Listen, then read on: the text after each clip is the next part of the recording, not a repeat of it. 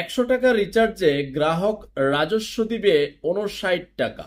হঠাৎ করে এই চরম সত্য কেন, কি কারণে, কে প্রকাশ করলো? আমাদের এই 100 টাকা রিচার্জের 59 টাকা রাজস্বে যাবে মোবাইলে। কি সর্বনাশ অবস্থা! বাজেট পরবর্তীতে সংবাদ সম্মেলন ডেকেছে মোবাইল অপারেটরদের সংগঠন এমটব। এখন তারা বলতেছে 2024-25 অর্থ বছরে যে সবার প্রিয় অর্থমন্ত্রী শুল্ক বাড়িয়েছে এই মোবাইলের কথা বলা এবং ইন্টারনেট ব্যবহারের ক্ষেত্রে। তার পরবর্তী প্রভাব এখন টোটালি পড়বে গ্রাহকদের উপরে। এবং এই মোবাইল অপারেটরদের সংগঠন এমটব এটাও বলে রেখেছে রাজস্ব আদায়ের জন্য কৌশল হিসেবে গ্রাহকদেরকে ব্যবহার করছে কর্তৃপক্ষ। এটা মোবাইল অপারেটরদের সংগঠন এমটবের বিবৃতি। এবং তারা এটা বলছে যে গ্রাহক যখন 100 টাকা রিচার্জ করবে তার টোটাল 59 টাকা যাবে রাজস্ব কর হিসাবে। এখন আমার আপনার মনে খুব স্বাভাবিক প্রশ্ন, আমি খবরটা 8 থেকে 10 বার দেখার চেষ্টা করছি, যমুনা টেলিভিশনে খবরটা প্রচারিত হয়েছে, আপনি আবারও দেখতে পারেন, কিন্তু আমার বোঝার অনেকটা ঘাটতি আছে। এই কারণে আপনাদের একটু হেল্প নিচ্ছি, দয়া করে একটু কমেন্ট করবেন। আমরা এতদিন জানতাম, কিংবা এর আগেও আমি একটা ভিডিওতে বলেছিলাম যে 100 টাকা রিচার্জে আমরা পাচ্ছি 69 টাকা কিংবা 72 টাকা, এইভাবে আমাদের কথা বলা ছিল, নিউজ হচ্ছিল। এখন বলতেছে 100 টাকা রিচার্জ করলে 59 টাকা যাবে রাজস্ব কর। চলে গেছে, আই লাভ ইউ বিদ্যুৎ চলে গেছে। আচ্ছা, বিদ্যুৎ চলে গিয়ে আপনারা এই বিদ্যুৎই দিয়ে একটু, খুব গুরুত্বপূর্ণ। এখন আমি আর লাইন কাটছি না, ক্ষমা করবেন আলো স্বল্পতা। এখন এই যে ঘটনাটা ঘটলো, আই লাভ ইউ বিদ্যুৎ করে দেয়, কি করবেন আপনি? হ্যাঁ, শহরে তো একটু পাওয়া যায়, গ্রামের অবস্থা তো খারাপ। মানে আপনি যে ভিডিওটা দেখতেছেন যে গ্রাম থেকে, একটু দয়া করে কমেন্ট করেন তো অবস্থাটা কি, চরিত্রটা কি। খুবই খারাপ অবস্থা, আর শহরেরই অবস্থা খারাপ, আর বিদ্যুৎ বিল কম নাই।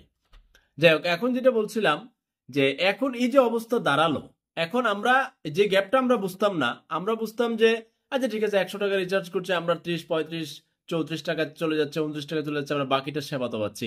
এখন মোবাইল অপারেটরদের সংগঠন এমটব আইসা চরম সত্য স্বীকার করে দিয়েছেন, না, 100 টাকা রিচার্জ করলে টোটাল 59 টাকা যাবে রাজস্ব কর গ্রাহকের কাছ থেকে। এখন কিভাবে? তাহলে ওই যে আমরা যেটা জানতাম এতদিন ধরে যে 29-30 টাকা যাইতো, আবার মোবাইল যে আমরা রিচার্জ করি, মোবাইল কোম্পানি যে ধরনের ট্যাক্স ম্যাক্স গভর্নমেন্টকে দিতে হয়, আমার মনে হয় এন থেকে আরো কাইটা কুইটা নেই, সব মিললে এখন কয় 59 টাকা।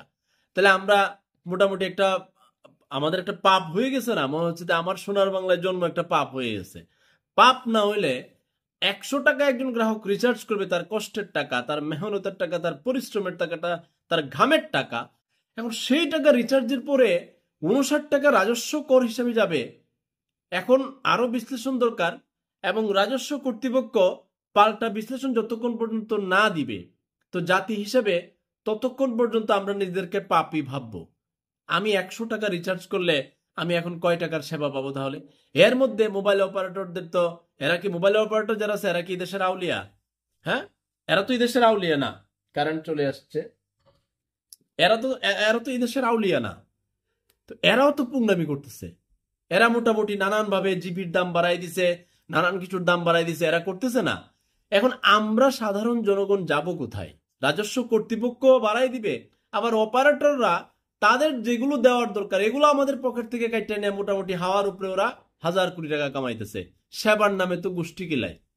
আপনার 4G নেটওয়ার্ক নাই, গ্রামে গ্রামে নাই, মানে কত অভিযোগ। এর মধ্যে আমাদের দেশের আবার তথাকথিত সেলিব্রিটি তারকারা আছে, এদেশের কিছু মানুষ, আবেগী মানুষ যাদেরকে আইকন মনে করে, তারা তাদেরকে পয়সা তুলে খেমটা তুলে আছে, নাইচে নাইচে খানে 4G, কোন 4G পাইছে। মেহজাবিন কয় না, সাকিব আল হাসান, কোন তারকাবাদ আছে যে এদেরকে পয়সা দিয়ে মিথ্যা বিজ্ঞাপন দিয়ে নাচায় না, অথচ সেবার নামে খবর নাই।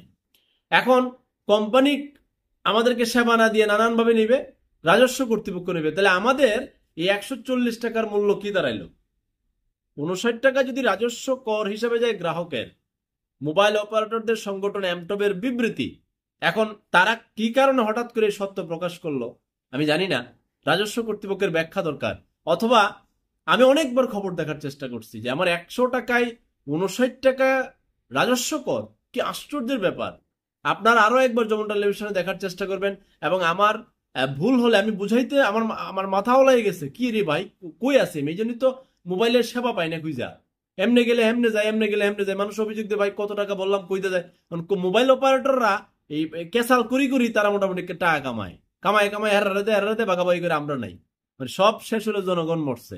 তো একটু আল্লাহর হস্তে একটু কমেন্ট করেন তো, যারা এই টেলিকম এর অথবা এই রিচার্জের অর্থনীতির উপরে খুব ভালো জ্ঞান রাখেন। আমি এই দেশের ক্ষুদ্র নাগরিক, আপনার একটু আমার একটু জানা দরকার যে 100 টাকার রিচার্জে 59 টাকা কিভাবে গ্রাহকের থেকে রাজস্ব কর যাবে। মানে অবাক করা বিষয়, একটু দয়া করে জানেন, আর মাথায় ধরতেছে না।